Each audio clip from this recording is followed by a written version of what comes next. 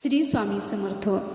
स्वामी समर्थ 22 वर्ष अक्कलकोटमध्ये वास्तव्य करून होते। त्यांचा अक्कलकोटमध्ये दरबार भरत असे आणि यावेळी अनेक स्वामी भक्त अक्कलकोटमध्ये येत होते।